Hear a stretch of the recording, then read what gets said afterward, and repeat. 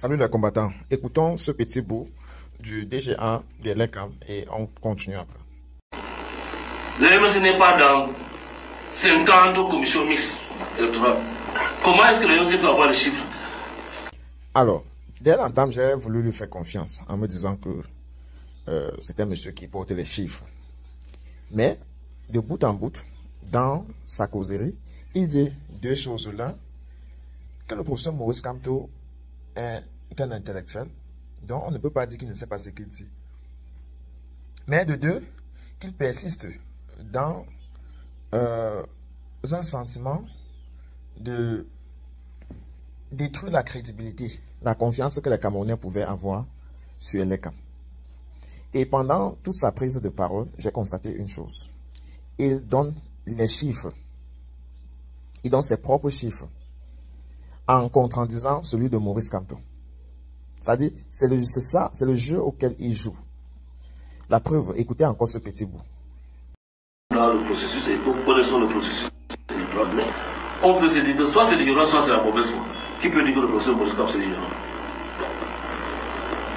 Il parle de présidentielle de 2018. Et il revient chaque fois sur ça. Vraiment, Serge, permettez-moi de revenir aussi un peu sur ça. Parce qu'il commence à... J'ai l'impression qu'il veut que ça reste dans la tête des Camerounais qu'il avait gagné les élections présidentielles de 2018. Voilà ce qui se passe. Voilà comment ça se fait. Quel est le processus de proclamation de résultats? En 2026, en 2018, nous avons plus de 26 000 bureaux de vote entre le Cameroun et ses prolongements à l'extérieur. Maintenant, actuellement, nous sommes déjà à 28 000 bureaux de vote. Nous sommes déjà à 28 000 bureaux de vote. En attendant, la fin de toilettage au 31 décembre, on sera plutôt à plus de 28 000 bureaux de vote. On a 26 000 bureaux de vote. Les opérations de vote se déroulent dans les bureaux de vote. Il y a une commission qu'on appelle la commission locale de vote, qui est présidée par une personnalité désignée par l'élection Cameroun, où chaque parti politique prenant part au scrutin, mais chaque candidat a son représentant dans le bureau de vote. Et l'administration également son représentant dans le bureau de vote. Il y a un procès verbal des opérations. Le résultat est proclamé à la fin du scrutin après le document dans le bureau de vote. Chaque bureau de vote, le président du conseil local de vote prononce le résultat acquis dans le bureau de vote. Alors, il y a le communal de l'élection Cameroun à 48 heures pour rassembler les procès verbal issus des... Vous savez, il y a les départements qui ont 150 ou 200 bureaux de vote. Il faut rassembler 200 PV issus des bureaux de vote pour envoyer à la commission départementale de supervision qui siège dans chaque chef de département du Cameroun et dans chaque poste de conseiller de mission diplomatique à l'extérieur. Cette commission départementale qui centralise le vote de tout le département. En 2018, le fond, il y avait 648 bureaux de vote. Le bureau, il y avait 700. Vous imaginez? Donc, la commission locale de vote... Voilà. À partir de là, on comprend naturellement que le but de l'ECAM, c'est de jouer avec les chiffres, comme l'opposition ne peut pas avoir accès aux chiffres. On peut être tenté de dire ça. Parce que si ils ne peuvent pas faire leur processus assez transparent, de telle en sorte que les Camerounais aient accès aux chiffres à la fois que, eh bien, il est clair qu'ils profitent de leur exclusivité aux chiffres pour pouvoir décider un certain nombre de choses. Et vous n'avez qu'à observer dans son débat. Son exposé a été permanemment focalisé sur le fait que le MSC n'a pas les chiffres. Il a essayé de battre en brèche pratiquement tout ce que le professeur Maurice Kamto a dit lors de sa sortie, notamment sur la question de l'entreprise Véronos. Ben pour lui, il dit que les défaitistes qu'on a constatés lors du processus, ça ne vient pas de cette entreprise-là. Ça veut dire donc qu'il y a, et c'est ça que le professeur Maurice Kamto a dit, qu'il y a une volonté manifeste de maintenir les chiffres tels qu'elles sont, à défaut d'utiliser les fonds à leur disposition pour se focaliser à offrir aux Camerounais la biométrie comme le législateur a prévu. Parce qu'il faut dire, et ça c'est pas moi qui le dis, le professeur Maurice Kamto a dit, ce qu'on a offert au Cameroun, aux Camerounais et ce qu'on profite au Cameroun aujourd'hui, c'est tout sauf la biométrie, parce qu'elle n'est pas électronique. À partir de la carte qu'on a, on ne peut pas utiliser des machines pour voter, pour facilement faire le décomptage. Et voilà, la problématique, parce que sur le terrain, on a constaté qu'il y avait plus de kits d'effectifs que des kits qui étaient à jour. Et cela perdait le temps à la fois à ceux qui voulaient s'inscrire et aux membres de la commission mixte qui accompagnaient les camps, notamment ceux de la Renaissance. Un directeur général adjoint fait la grosse erreur de dire que le MNC n'est pas représenté dans tout le pays. Et il réussit à citer quand même le centre et le littoral, où il pense que le MNC aurait accompagné et les camps. Il dit que peut-être un peu à l'ouest, mais dans le sud-ouest, on a enregistré, on a accompagné les camps. Dans l'extrême nord, on a accompagné les camps. À l'est, on a accompagné les camps. Au sud, on a accompagné les camps. Il n'y a pas de région au Cameroun que le MNC n'a pas accompagné les camps sur le terrain. C'était un appel du président national. Mais, comme la politique du RDPC, c'est de vulgariser le vote communautariste pour se prévaloir du seul droit d'être national, eh bien, voilà qu'un organe qui est censé être autonome, indépendante, tient pratiquement le même discours que les pouvoirs en place. C'est-à-dire, son discours, j'ai d'ailleurs publié un extrait dans la chaîne, je vous invite vivement à la consulter. Son discours est pleinement politique. C'est-à-dire, il est venu contredire ce que le professeur a dit. Et ces éléments, rien ne prouve en réalité que les chiffres qu'il émet sont également crédibles. Parce qu'elles n'ont pas de soutenabilité. Vous voyez, à force de vouloir mater les Camerounais, leur tromper, leur maintenir dans l'ignorance, on va comprendre pourquoi ils ont tellement du mal à exister pendant que Maurice Kamto s'intéresse à la politique.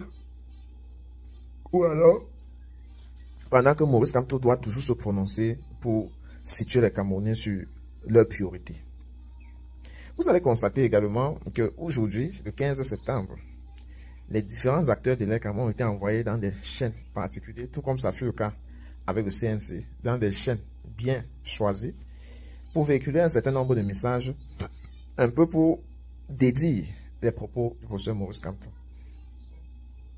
Si l'objectif est de contourner la question de l'audit du fichier électoral, parce qu'ils disent que cela ne peut intervenir qu'après le toilettage, c'est-à-dire après le 10 octobre, voire le 20 décembre, eh bien, on les concède cela. Mais cela voudrait également que pendant ce temps, il y a quelque chose qui va activer pour rappeler. Parce que, tenez par exemple, un premier délai était le 5 septembre qui vient de passer. Personne ne savait. Nul n'était la sortie de professeur Maurice Kamto. Eh bien, ce délai devait passer et personne ne devait en parler. D'où l'urgence de toujours communiquer autour de ces événements-là. Parce qu'ils profitent à la fois du silence de la population, mais surtout, et il faut l'observer dans leurs propos, de l'ignorance, de la confiance aveugle qu'on les a fait pour faire vraiment n'importe comment. Donc, je trouve cela assez inquiétant pour un organe qui malheureusement a le sort de l'alternance au Cameroun entre ses mains, mais qui choisit d'aborder les mêmes couleurs qu'un acteur de ce même processus-là et fait tout pour créer, voilà, la suspicion autour des différentes inquiétudes que Maurice Kamto a apportées. À défaut je sais, à cause de leur manque de sérieux, ils sont obligés d'utiliser que ce canal de communication, c'est-à-dire aller dans les plateaux pour communiquer. Parce qu'ils savent qu'en organisant une conférence de presse, eh bien, peut-être que l'écho de leur message ne passera pas aussi. Ils veulent profiter de l'auditoire qu'auraient établi ces médias où ils passent. Mais un haut responsable d'un organe comme celui-là, avec de tels propos qu'il a tenus comme élément de réponse, comme droit de réponse à la sortie de Maurice Kamto, ben, je dis, ces gars, même par leur façon de faire, nous montrent en réalité qu'ils n'ont pas la compétence de profiter de notre confiance. C'est-à-dire, même le seul fait qu'il dit que le MS n'a que accompagné les Camerounais dans 2 régions, ça montre déjà qu'il n'est pas à jour avec le travail qui est fait sur le terrain. Sur la question de la diaspora, il balaie ça d'un revers de la main en disant que ben voilà, la perte de nationalité et le retour à la source après les fonctionnaires, un certain nombre de choses. Mais sur la question du retard d'ouverture dans certains bureaux de vote, des kits déficits, ils contournent ça facilement en disant que Et voilà, ils ont un nouveau acteur qui les a fourni les nouveaux équipements. Et bien. Donc, il y a certaine latitude de vouloir faire comme on veut. Parce qu'il n'y a pas une police derrière eux pour leur mettre la pression. À ça, on comprend le jeu. Et c'est davantage parce qu'on comprend le jeu que ces différentes sorties sont aussi courues. J'ai entendu dire que ce n'était pas peut-être le timing approprié pour le professeur Maurice Kamto de faire cette sortie. Mais qui juge l'opportunité des timings? Parce que je vous ai dit, un délai de 5 était déjà passé. Si on ne parlait même pas de l'audit de fichiers, qui devait en savoir les contours que cela nécessite? Il y a urgence de communiquer, de maintenir les Camerounais focalisés sur ce qui est utile, de peur qu'ils soient toujours tirés par le nez dans des congossants, dans des commérages, dans des futilités qui ne servent pas vraiment pour la cause de l'alternance. Donc, je ne sais pas comment vous avez, la lecture que vous avez eue du droit de réponse à la conférence de presse de Maurice Kamto sur l'audit du fichier électoral, mais ma lecture, elle est beaucoup plus... elle affirme davantage la suspicion que Maurice Kamto lève sur ce corps-là, parce que au lieu de rendre transparent le processus qui les a été confié, ils font tout pour alourdir ce processus-là et arnaquer les Camerounais sur... parce qu'on ne force pas la confiance.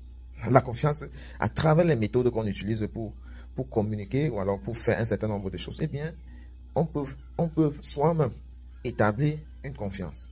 Mais venir là à dire que non, on devait croire à ce qu'il dit et non pas croire au professeur Maurice Kamto, je pense que ce n'est pas assez sérieux.